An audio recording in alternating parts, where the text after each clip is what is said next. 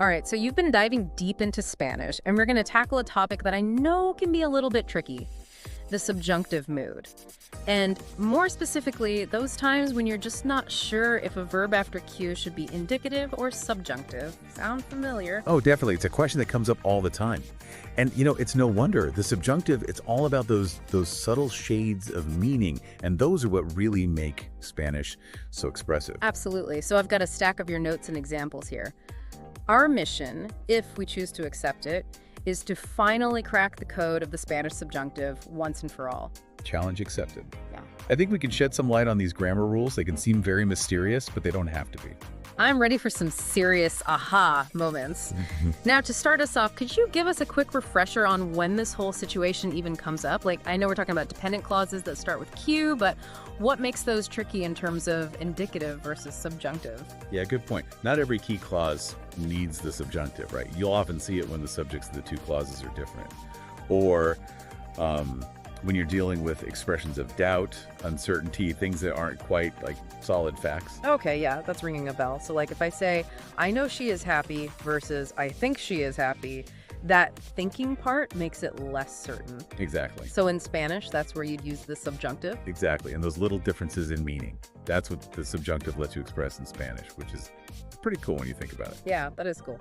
Okay, so let's dive into some of those examples that I have in my notes here. We've got one about something that happened in the past, and the sentence is, it seemed that the girls were German. Perfect example. Because the source text actually gives us two options. We could say, Parecía que esas chicas eran alemanas, using the imperfect indicative eran. Or, no parecía que esas chicas fueran alemanas. And here we've got the imperfect subjunctive fueran after the negation.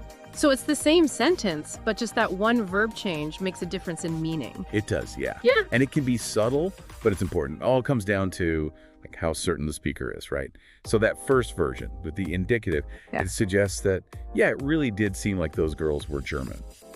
But the negative form with the subjunctive fueran, it kind of implies more doubt. So I guess it's like the difference between saying in English, like, it seemed like they were German, versus it didn't really seem like they were German. The subjunctive adds that, not so sure kind of feeling. Precisely. Lets you express your perspective. How confident are you? Are you a little unsure? That comes through. I see. Okay. That makes a lot of sense. Now, in my notes, I also have a bunch of verbs grouped together like believe, think, seem. What's the deal with those? Those are key players when we talk about the subjunctive. They're often triggers, right? Because they introduce that element of subjectivity or uncertainty. Now, it's not a guarantee you'll use the subjunctive, but it's a signal to pay attention. I like it. They're like the little caution subjunctive zone signs on the language highway. Exactly.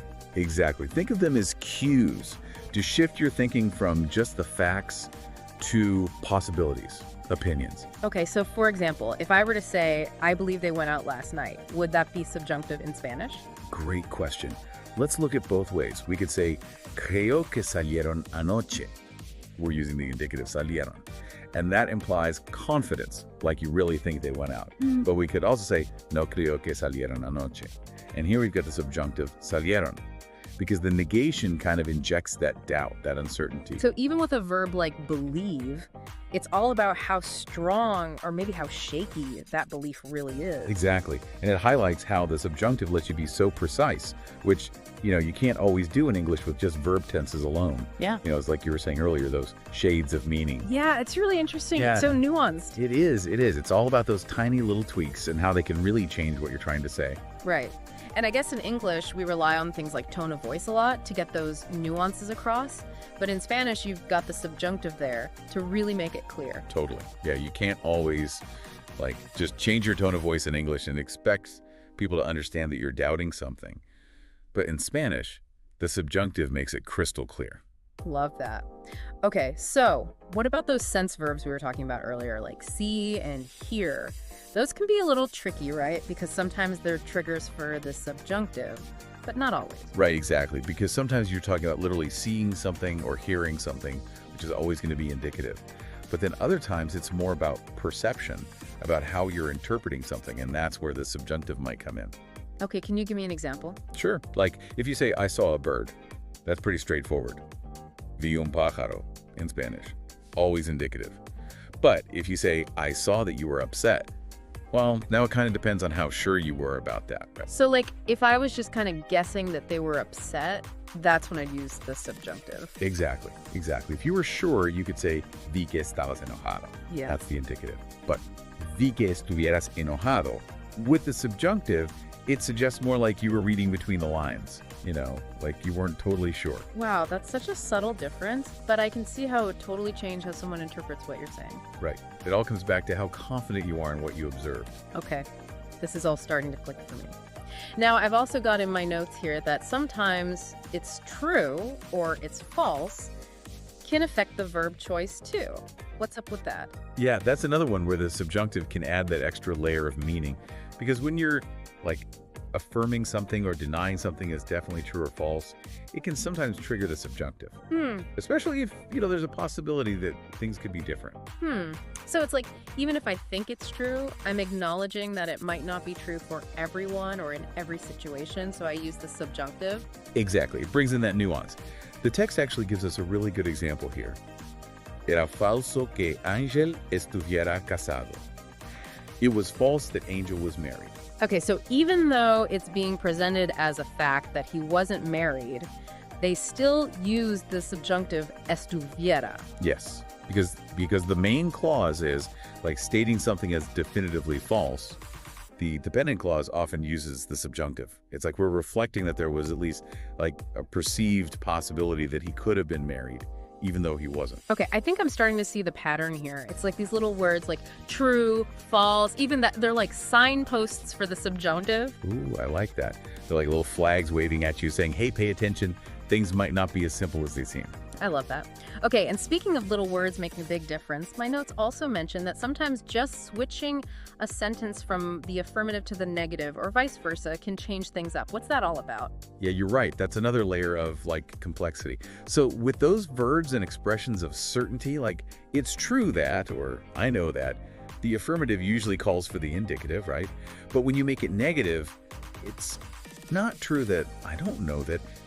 That's when the subjunctive tends to pop up. So it's almost like the negation itself, the no or the not, is introducing doubt, which makes the subjunctive more likely. Precisely.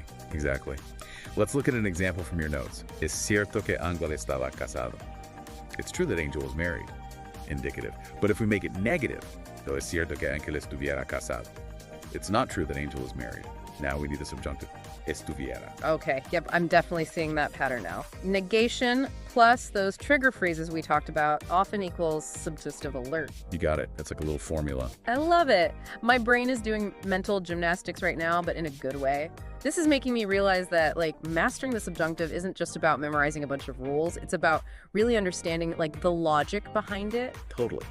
It's about understanding the why and how it all fits together. Yeah, absolutely. Now, speaking of conveying meaning and fitting things together, we've got one more category from my notes here to unpack. Verbs about language itself, like say or admit. How do those work with the subjunctive?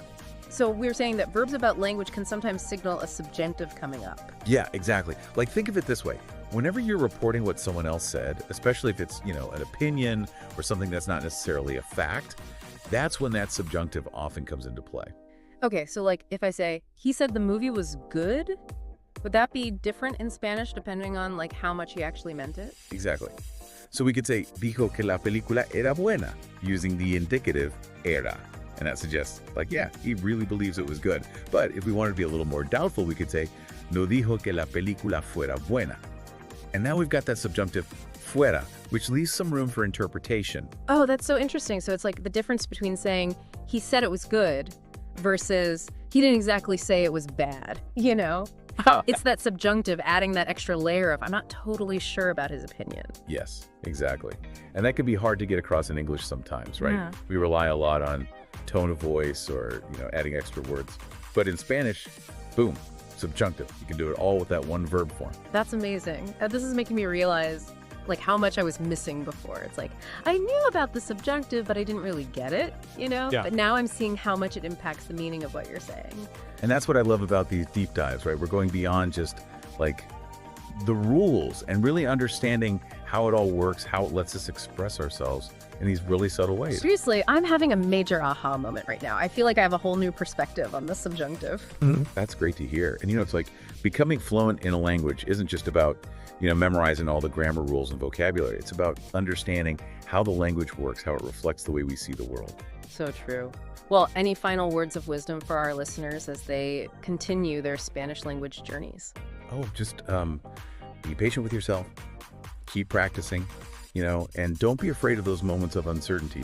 The more you work with the subjunctive, the more natural it will become. And honestly, every mistake is just an opportunity to learn and get better. I love that. All right, folks, you heard it here. Time to go out there and put those subjunctive skills to the test. Until next time, keep diving deep.